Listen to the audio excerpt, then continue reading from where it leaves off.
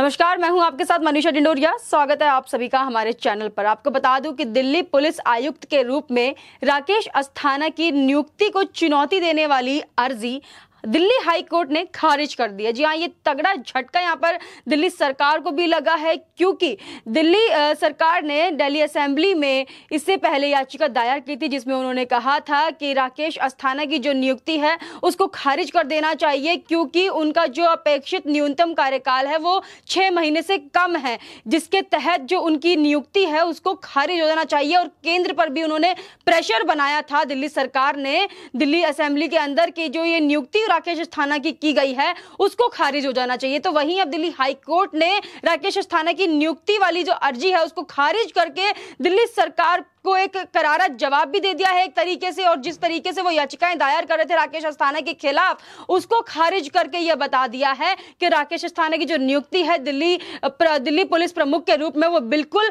सही तरीके से है। साथ ही ये भी बता दिया है दिल्ली हाई कोर्ट ने कि जो दिल्ली पुलिस आयुक्त के रूप में राकेश अस्थाना की नियुक्ति की गई है वो बिल्कुल सही तरीके से की है और सही ढंग से की गई है। साथ ही आपको बता दें कि दिल्ली हाई कोर्ट ने केंद्र को भी नोटिस जारी कर इस पर जवाब मांगा था। वहीं मैं आपको बता दूं कि एक एनजीओ ने इसकी नियुक्ति को चुनौती दी थी। एनजीओ का नाम था centre for public interest litigation. तो ये एनजीओ था जिसने जो राकेश अस्थाना है उनकी नियुक्ति पर सवाल उठाए थे और उनकी नियुक्ति को चुनौती देते हुए एक पिटीशन दायर की थी। अब इसके तहत दिल्ली हाई कोर्ट ने जो पिटीशन थी उसको खारिज कर दिया है।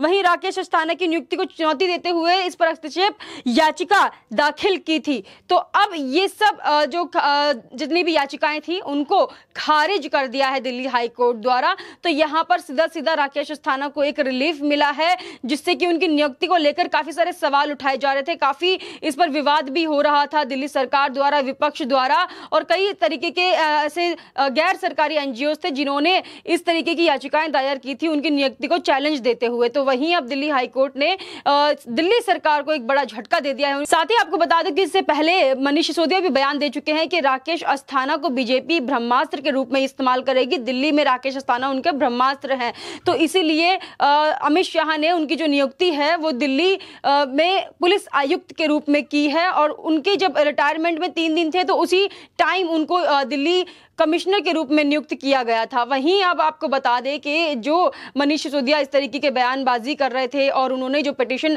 दायर की थी, जो याचिकाएं दायर की थी दिल्ली हाई कोर्ट में राकेश अस्थाना की नियुक्ति को लेकर, अब वो याचिकाएं खारिज हो गई है। तो जो मनीष सिसोदिया जिस तरीके के बयानबाजी कर रहे थे राकेश अस्थाना को लेकर, उसको अब करारा जवाब उन्हें मिल गया है। उसको लेकर उनकी जो याचिकाएं वो जिस तरीके से दायर कर रहे थे राकेश अस्थाना को हटाने के लिए, याचिका में कहा गया था कि दिल्ली पुलिस कमिश्नर राकेश अस्थाना का जो अपेक्षित न्यूनतम कार्यकाल है वो 6 महीने से कम है। ये मैं आपको बता चुकी हूँ। साथ ही उनकी नियुक्ति के लिए यूपीएससी पैनल का भी गठन नहीं किया गया। ये भी सब बताया गया था याचिका में कि जो यूपीएससी का पैनल है वो नहीं बनाया गया था। 6 महीने से कम का कार्यकाल था उनका, तो वो कैसे दिल्ली पुलिस कमिश्नर के लिए नियुक्त किए जा सकते हैं। तो ये तमाम सवाल यहाँ पर उठाए जा रहे थे जब राकेश अस्थाना को दिल्ली पुलिस कमिश्नर के तौर पर नियुक्त किया गया था। तो तमाम सवाल का जो जवाब है अब दिल्ली हाई कोर्ट ने इन सभी को दे दिया है और उस याचिका को खारिज करते हुए उन्होंने बता दिया है कि जो राकेश अस्थाना की नियुक्ति है सही तरीके से की गई है। साथ ही आपको बता दें कि जितने भी ये लोग इस पर सवाल उठा रहे थे और जिन्होंने भी याचिकाएं दायर की थी, चाहे वो दिल्ली सरकार हो, दिल्ली असेंबली में इन्होंने याचिकाएं दायर की थी कि दिल्ली पुलिस आयुक्त राकेश अस्थाना का जो कार्यकाल है 6 महीने से कम है, तो 6 महीने से कम कार्यकाल पर दिल्ली पुलिस कमिश्नर की जो नियुक्ति है वो नहीं हो सकती है। इसी पर तर्क देते हुए प्रकाश सिंह ने बताया कि ये जो तर्क था दिल्ली पुलिस कमिश्नर को लेकर कि 6 महीने से कम के कार्यकाल में दिल्ली पुलिस कमिश्नर की नियुक्ति नहीं हो सकती, ये सिर्फ दिल्ली डीजीपी के लिए था, दिल्ली कमिश्नर के लिए नहीं। ये जो तर्क उन्होंने दिया है वो इसके लिए दिया है कि ये जो नियुक्ति का आप बता रहे हैं 6 महीने से कम के कार्यकाल में, वो सिर्फ डीजीपी के लिए होता है, दिल्ली पुलिस कमिश्नर के लिए नहीं होता है। तो जितने भी ये अब तर्क वितर्क लोग कर रहे हैं तो वो ध्यान से सुन ले कि देखिए डीजीपी अगर 6 महीने से कम कार्यकाल उन्होंने उन्होंने अगर किया है तो उनकी जो नियुक्ति है वो नहीं हो सकती है, लेकिन कमिश्नर की नियुक्ति हो सकती है। तो अब आपको इसका भी जवाब मिल गया होगा, जो और भी ज्यादा सवाल उठा रहे थे राकेश अस्थाना की नियुक्ति को लेकर। वहीं राकेश अस्थाना की जब नियुक्ति हुई थी तो उससे ये जो तथाकथित किसान आंदोलन चल रहा था और राकेश टिकैत जो बड़े किसान नेता अपने आपको बताते हैं, उनको भी बड़ा झटका लगा था और सभी बोल रहे थे कि राकेश अस्थाना की नियुक्ति बिल्कुल एक गैर कानूनी है और बीजेपी सरकार इसको अपने ब्रह्मास्त्र के रूप में यूज कर रही है, क्योंकि वो लोग डर गए थे राकेश अस्थाना की नियुक्ति से। क्योंकि राकेश अस्थाना एक ऐसे व्यक्ति रहे हैं जिन्होंने बड़े बड़े केस सॉल्व किए हैं और बड़े बड़े नेताओं को जेल में भी डाला है, तो जो उनका नाम है वो हमेशा से ही इन सब चीजों में आगे रहा है। तो वही अमित शाह के इस फैसले पर इन सभी ने सवाल इसलिए उठाए थे कि कहीं इनके भी काले चिट्ठे सामने ना आए और इनकी भी पोल जो है वो खुलती हुई इन्हें नजर आ रही थी। इसलिए इन्होंने याचिकाएं दायर की दिल्ली पुलिस कमिश्नर राकेश अस्थाना को हटाने के लिए और केंद्र पर भी दबाव बनाया कि किसी भी तरीके से इनकी जो नियुक्ति है उसको खारिज कर दिया जाए। लेकिन अभी दिल्ली हाई कोर्ट ने यह साफ कर दिया है कि राकेश अस्थाना की जो दिल्ली पुलिस कमिश्नर के तौर पर नियुक्ति हुई है बिल्कुल सही तरीके से हुई है और जो याचिकाएं उनकी नियुक्ति को चुनौती देते हुए दायर की हुई थी उन सभी को खारिज भी कर दिया है। वहीं जहां एक तरफ ये लोग याचिकाएं दायर कर रहे थे दिल्ली पुलिस कमिश्नर को हटाने के लिए, वहीं दूसरी तरफ दिल्ली पुलिस कमिश्नर राकेश अस्थाना ने अपना काम भी शुरू कर दिया था। देखिए जिस तरीके से उनके अंडर दिल्ली पुलिस काम कर रही है तो धीरे धीरे जितने भी खुलासे हैं वो बढ़ चढ़कर सामने आ रहे हैं और दिल्ली में जो पुलिस का जो काम है वो धीरे धीरे नजर आ रहा है।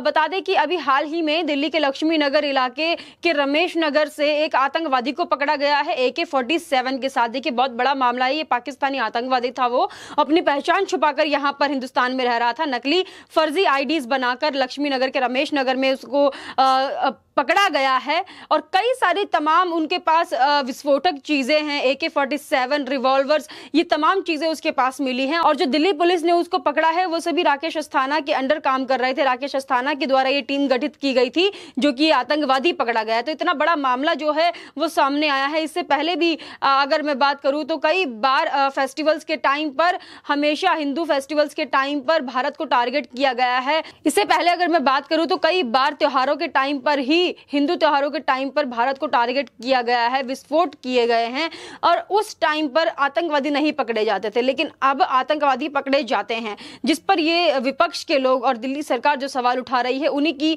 एक टीम जिन्होंने गठित की थी उन्हीं के द्वारा एक आतंकवादी पकड़ा गया। तो बहुत बड़ा ये मामला सामने आ रहा है। राकेश अस्थाना की नियुक्ति के बाद दिल्ली में एक आतंकवादी को पकड़े जाना अपने में ही एक बड़ी बात है। जैसे कि मैंने आपको बताया, भारतीय नागरिक की फर्जी आईडी के साथ वो यहाँ पर रह रहा था। बताया जा रहा है कि दिवाली और आगामी त्योहारों के आसपास आतंकी हमलों की साजिश में वह शामिल था। तो देखिए जितने भी ये दिवाली और नवरात्रि के फेस्टिवल्स चल रहे हैं इसमें एक बम धमाका वो करने के लिए यहाँ पर तैनात था और पाकिस्तान से आया था। उसके पास तमाम चीजें थी जिससे कि भारतीय लोगों को उनके फेस्टिवल्स के दौरान नुकसान पहुंचाया जा सके। साथ ही आपको बता दें, इस तरह से दिल्ली पुलिस ने एक बड़ी आतंकी साजिश का पर्दाफाश किया है और अपने शहर को, मतलब दिल्ली को एक आने वाले बड़े खतरे से बचाया है। स्पेशल सेल ने उसके कब्जे से एक AK-47 राइफल के साथ अतिरिक्त मैगजीन और 60 राउंड कारतूस, एक हैंड ग्रेनेड 50 राउंड कारतूस के साथ 2 अत्याधुनिक पिस्तौल बरामद की है। तो ये सारी तमाम चीजें उस आतंकवादी के पास से दिल्ली पुलिस को मिली है। गिरफ्तार किए गए आतंकी की पहचान जो है वो मोहम्मद अशरफ उर्फ अली के रूप में हुई है। वह पाकिस्तान के पंजाब प्रांत का रहने वाला है। उस पर गैर कानूनी गतिविधि अधिनियम, विस्फोटक अधिनियम, आर्म्स एक्ट और अन्य प्रावधानों के प्रासंगिक प्रावधान के तहत मामला दर्ज किया गया है। फिलहाल वह दिल्ली के लक्ष्मी नगर के रमेश नगर पार्क इलाके में रह रहा था। पुलिस ने जब उसे गिरफ्तार कर उसके घर की तलाशी ली तो वहां से कई तरह के हथियार भी बरामद हुए हैं। देखिए जिस तरीके से मैं आपको बता रही थी कि पहले ऐसा होता था, साल 2005 की अगर मैं बात करूं, 29 अक्टूबर साल 2005 में दिवाली से 2 दिन पहले आतंकवादियों ने राजधानी दिल्ली में 3 अलग अलग जगहों पर बम धमाके किए थे। 2 धमाके सरोजनी नगर और पहाड़गंज जैसे मुख्य बाजारों में हुए, जबकि तीसरा धमाका गोविंदपुरी में एक DTC बस में हुआ था। इसमें करीब 63 लोग मारे गए और 210 घायल हुए थे। तो इतना बड़ा धमाका ये हुआ था 2005 में, कोई नहीं भुला पाया है उन धमाकों को, जिसमें कई लोगों ने अपनी जान गंवा दी थी। कईयों के परिवारों से उनके जो अपने थे वो चले गए थे, उन्होंने वो अपने खो दिए थे। और वही अब तैयारी इस वक्त यहाँ पर की जा रही थी। आने वाले जो त्योहार हैं हमारे, दिवाली, नवरात्रि, मात्र ये जो आतंकवादी पकड़ा गया है ये उसी की तैयारी कर रहा था, एक बम बड़ा धमाका करने की कोशिश कर रहा था, जो कि नाकाम हो गया है। दिल्ली पुलिस ने उसे गिरफ्तार कर लिया है। राकेश अस्थाना ने जो टीम नियुक्त की थी उस टीम द्वारा ये आतंकवादी पकड़ा गया है। तो एक बड़ा यहाँ पर जो सफलता है, जो बड़ी सफलता दिल्ली पुलिस को हासिल हुई है, वो बहुत ही सराहनीय है। वहीं आपको बता दें कि आतंकवादी के पकड़े जाने के बाद से ही दिल्ली पुलिस ने नाइट पेट्रोलिंग बढ़ा दी है। भीड़भाड़ वाले इलाकों में दिल्ली पुलिस तैनात है। भीड़भाड़ कम करने के लिए भी कहा गया है त्योहारों के टाइम पर। और जो आतंकवादी पकड़ा गया है उसको देखते हुए अभी अन्य और भी तमाम चीजों पर दिल्ली पुलिस काम कर रही है और भी जांच पड़ताल हो रही है कि ये अकेला था या फिर इसके साथ अन्य इसके और भी साथी मौजूद थे। और जितनी भी इसके पास से विस्फोटक की चीजें बरामद हुई है उसको जब्त कर लिया गया है। और जिस तरीके से अभी राकेश अस्थाना दिल्ली में काम कर रहे हैं, साथ ही बड़े बड़े केस वो सॉल्व कर चुके हैं, तो उसी को देखते हुए जितने भी ये विपक्ष के लोग और दिल्ली सरकार थी, इन्होंने जो इनके खिलाफ याचिकाएं दायर की थी इनकी नियुक्ति को हटाने के लिए और राकेश अस्थाना को यहां से हटाने के लिए, क्योंकि अगर वो राकेश अस्थाना को हटा देते हैं तो यहां पर दिल्ली में उनकी जो सरकार है वो काम अपने तरीके से कर पाएंगी। अभी राकेश अस्थाना की जो नियुक्ति है वो बीजेपी सरकार द्वारा हुई थी, अमित शाह द्वारा हुई थी, तो दिल्ली सरकार को लगता है कि राकेश अस्थाना जो है वो बीजेपी के लिए काम करते हैं, बीजेपी का ब्रह्मास्त्र है, इसीलिए वो उनको यहां से दिल्ली पुलिस कमिश्नर के पद से हटाने का पुरजोर जो उनकी साजिशें हैं, तमाम कोशिशें हैं, वो करने में जुटे हुए हैं। लेकिन अभी दिल्ली हाई कोर्ट से ये साफ हो गया है कि राकेश अस्थाना दिल्ली पुलिस कमिश्नर के पद से कहीं नहीं जाएंगे और उनको नहीं हटाया जा सकता है। तो ये बड़ी जीत बीजेपी की भी है, राकेश अस्थाना की भी है। और जो करारा जवाब मिला है यहाँ पर विपक्ष को, और जो राकेश टिकैत जो बोल रहे थे राकेश अस्थाना की नियुक्ति पर, और जो आम आदमी पार्टी जिस तरीके से उन्होंने याचिकाएं दायर की थी दिल्ली असेंबली में, तो उन सभी को यह करारा जवाब मिल गया है और बता दिया गया है कि आप कितनी भी याचिकाएं दायर करते रहिए, लेकिन एक व्यक्ति अगर काम करता है तो वो अपने काम के बल पर ही जाना जाता है। और राकेश अस्थाना अपने काम की वजह से ही जाने जाते हैं। और जिस तरीके से उन्होंने बड़े बड़े केस सॉल्व किए हैं, चाहे वो लालू यादव की गिरफ्तारी और तमाम चीजों में उनका जो हस्तक्षेप रहा है, उसको देखते हुए उनकी नियुक्ति दिल्ली में की गई थी। और अभी उनकी नियुक्ति के तुरंत बाद ही एक आतंकवादी पकड़ा गया है, उसके पास तमाम चीजें पकड़ी गई है जो कि बड़ा एक धमाका कर सकता था आने वाले त्योहारों में, उसको रोका गया है। तो इन्हीं सब से आप देख सकते हैं कि किस तरीके से दिल्ली में राकेश अस्थाना की नियुक्ति के बाद जो दिल्ली पुलिस टीम है वो किस तरीके से अलर्ट होकर काम कर रही है। वहीं जो आम आदमी पार्टी है वो सिर्फ और सिर्फ उनकी बुराइयां निकालने में लगे हैं, बीजेपी को हराने में लगे हैं। लेकिन जिस तरीके से काम अभी हो रहा है वो शायद दिल्ली सरकार को नहीं नजर आ रहा है। और अभी जब दिल्ली हाई कोर्ट से राकेश अस्थाना को रिलीफ मिल गया है तो अब वो क्या ऐसा करेंगे जिससे कि राकेश अस्थाना को कैसे भी करके वो इस पद से हटा सके। तो अब ये देखना होगा कि किस तरीके से दिल्ली सरकार अब और तमाम कोशिशें करती है, क्योंकि दिल्ली हाई कोर्ट से तो राकेश अस्थाना को रिलीफ मिल गया है, उनकी जो खिलाफ उनकी नियुक्ति के खिलाफ जो याचिकाएं दायर हुई थी उनको खारिज कर दिया गया है।